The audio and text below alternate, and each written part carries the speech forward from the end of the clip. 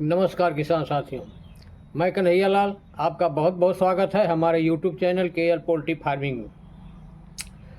किसान साथियों, आज का वीडियो उन साथियों के लिए बहुत इम्पोर्टेंट होने वाला है जो नए फार्मर हैं या सीरियसली पोल्ट्री फार्मिंग करना चाहते हैं। तो साथियों, आज हम पोल्ट्री फार्मिंग करने के बारे में ऐसी चीज़ें बताएंगे जो आपके लिए बहुत ही लाभप्रद होगी।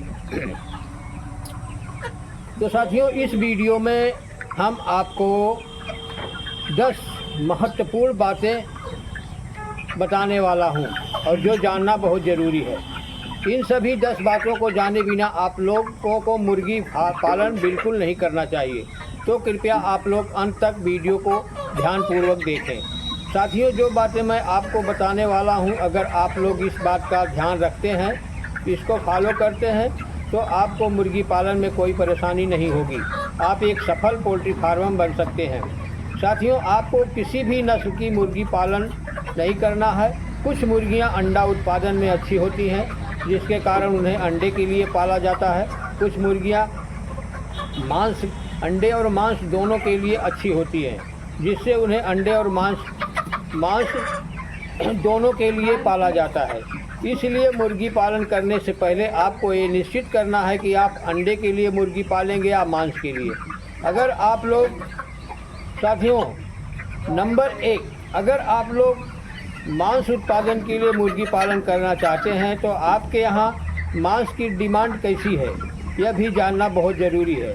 अगर अंडा उत्पादन के लिए करना चाहते हैं तो आपके यहाँ अंडों का डिमांड कैसा है, वो भी जानने की कोशिश करें। अंडा बेचने में कोई परेशानी होती है, यह भी जानना ज़रूरी है। उसके बाद मुर्गी पालन शुरू करना है और सही नस्ल का चुनाव करना है। इसके बाद उस नस्ल के चूजे का आर्डर आपको देना है। किसी अच्छे भरोसेमंद सर्टिफाइड हैचरी से चूजे खरीदना है। अगर आप किसी ऐरे गैरे या फालतू नए लोगों से चूजे खरीदते हैं तो आप ठगी का शिकार हो सकते हैं।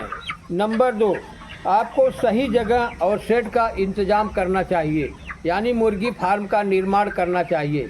ऐसी जगह जहां ज़्यादा शोर शराबा न हो, जहां ज़्यादा शोर शराबा न होता हो, जहां ज़्यादा भीड़ भाड़ न होती हो। उसकी वजह से मुर्गियां स्ट्रेस में आ जाती हैं, जिसके कारण मुर्गियों में ढेर सारी समस्या आती है।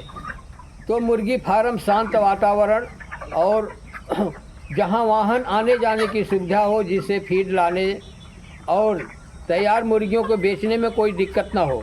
साथियों, एक और ज़रूरी बात, जो बहुत सारे लोग यह सोचते हैं कि मुर्गी फार्म का निर्माण करने के लिए बहुत ज़्यादा पैसों की ज़रूरत पड़ती है, कम पैसों में शेड का निर्माण नहीं किया जा सकता। यह बिल्कुल गलत और झूठ है। आप कम पैसों में भी मुर्गी फार्म बना सकते हैं। मिट्टी का, बांस का, छप्पर का, जैसा मैं बहुत से किसान भाई को फार्मिंग कर रहे हैं, ऐसा फार्म बनाकर। अगर आप लोग पहली बार मुर्गी पालन करते हैं, आपके पास पैसा पर्याप्त है, फिर भी आपको शुरुआत में मुर्गी फार्म निर्माण में ज़्यादा पैसा खर्च नहीं करना है, क्योंकि बाई चांस जानकारी न होने के कारण या कोई गंभीर बीमारी आने के कारण, ज़्यादा नुकसान होने के कारण मुर्गी पालन अगर बंद करना पड़े तो ज़्यादा पैसा आप लगाएंगे वो बर्बाद हो जाएगा। तो पहली बार मुर्गी पालन कम पूंजी लगाकर कम पैसों से ही शुरू करना चाहिए। मुर्गी फार्म में कम पैसा लगाना चाहिए। मुर्गी फार्म के निर्माण में कुछ बातों का विशेष ध्यान रखें, जैसे दशा और दिशा। लंबाई पूरब से पश्चिम, चौड़ाई 25 या 30 फीट से ज़्यादा नहीं होनी चाहिए, ताकि हवा का आवागमन बराबर हो, जिससे अमोनिया गैस न बने। मुर्गियों को बरसात और धूप से बचाना चाहिए। गर्मी, ठंडक और ठंडी में गर्म बनाए रखने के इंतज़ाम होना चाहिए। नंबर 3, पानी और दाना की अच्छी व्यवस्था करनी चाहिए। मुर्गियों को बीमारी से बचाने और स्वस्थ रखने के लिए साफ़ पानी और अच्छी क्वालिटी का फीड देना चाहिए, ताकि उनको सभी न्यूट्रिएंट्स सही मात्रा में मिल सके। फंगस युक्त फीड नहीं देना चाहिए, नहीं तो मुर्गियां बीमार हो सकती हैं। फीड उम्र और नस्ल के अनुसार खिलाना चाहिए।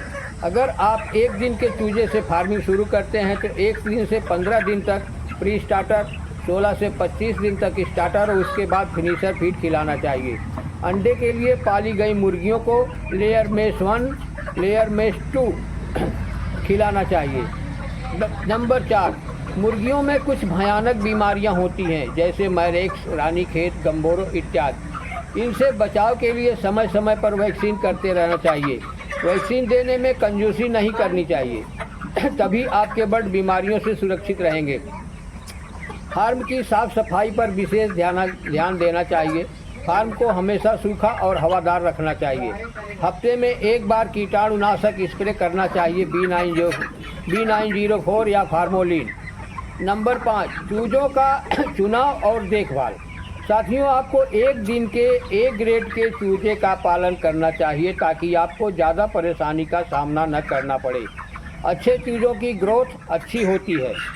चूजों की ब्रूडिंग अच्छी तरह से सही टेम्परेचर पर करनी चाहिए। अगर ब्रूडिंग अच्छे ढंग से हो गई तो आगे चलकर उनका ग्रोथ भी अच्छा आएगा और मोर्टालिटी भी नहीं होगी। सही तरीके से ब्रूडिंग का वीडियो हमने डाल रखा है एकदम अच्छे तरीके से, आप चैनल पर जाकर देख सकते हैं। Number 6, marketing. अगर आप अंडे या मांस के लिए मुर्गी पालन करते हैं तो सबसे पहले तैयार मुर्गी कहाँ बेचेंगे उसका प्लान ज़रूर करना होगा, वरना होगा ये कि तैयार माल और अंडा बेच नहीं पाएंगे, अंडा खराब हो जाएगा और फीड का खर्चा आपका बढ़ता रहेगा जिससे आपको काफ़ी नुकसान उठाना पड़ सकता है। नंबर 7, मुर्गियों में कुल लागत का अनुमान। आप जितनी भी मुर्गियां पाल रखे हैं उनकी शुरू से अंत तक जो भी कास्ट आएगी उसका भी इंतज़ाम आपको करना होगा। नंबर 8, सरकारी योजना और सब्सिडी। साथियों, भारत सरकार मुर्गी पालन के लिए सस्ते ब्याज दर पर लोन देती है। उसके बारे में जानकारी लेकर आप व्यवसाय शुरू कर सकते हैं। नंबर 9, सीखने की प्रवृत्ति और धैर्य। साथियों, मुर्गी पालन एक सीखने की प्रक्रिया है और धैर्य वाला बिजनेस है, तो जितना हो सके आप लोग सीखने की कोशिश कीजिए। जैसे पुराने अनुभवी पोल्ट्री फार्मर से उनसे मिलिए और सीखने की कोशिश कीजिए।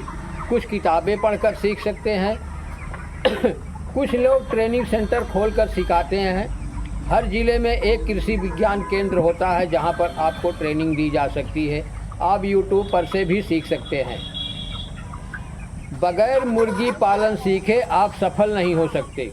नंबर 10, सबसे इम्पोर्टेंट बात, सबसे ज़्यादा फीड का खर्च आता है। साथियों, मुर्गी पालन में सबसे ज़्यादा खर्च फीड का आता है। अगर आप मार्केट के फीड पर फार्मिंग करते हैं तो आपको बहुत कम बचत होगी, क्योंकि फीड बहुत महंगा होने की वजह से लागत ज़्यादा बढ़ जाती है, कभी कभी नुकसान भी हो जाता है। इसलिए आपको फीड का खर्चा कम करने के क्या क्या तरीके, क्या नुस्खे हैं, ये भी आपको जानना ज़रूरी होगा। आप फीड मैनेजमेंट अच्छा कर पाएंगे तो आपका ज़्यादा मुनाफा होगा। साथियों, सभी फार्मूले की वीडियो हमारे चैनल पर पड़ी हुई है, इसे आप देखकर इसका लाभ उठा सकते हैं। दोस्तों, ये थी आज की कुछ जानकारी। साथियों, आपसे एक विनम्र निवेदन है कि अगर अभी तक आपने इस चैनल को सब्सक्राइब नहीं किया है, सब्सक्राइब करके बेल आइकन प्रेस कर लें। वीडियो की उपयोगिता अच्छी लगी तो अपने किसान साथियों में शेयर करें, लाइक करें और कमेंट करें। तो साथियों, आज का टॉपिक यहीं तक। मिलते हैं फिर किसी अन्य जानकारी के साथ किसी अगली वीडियो में। तब तक के लिए नमस्कार। जय हिंद, जय किसान।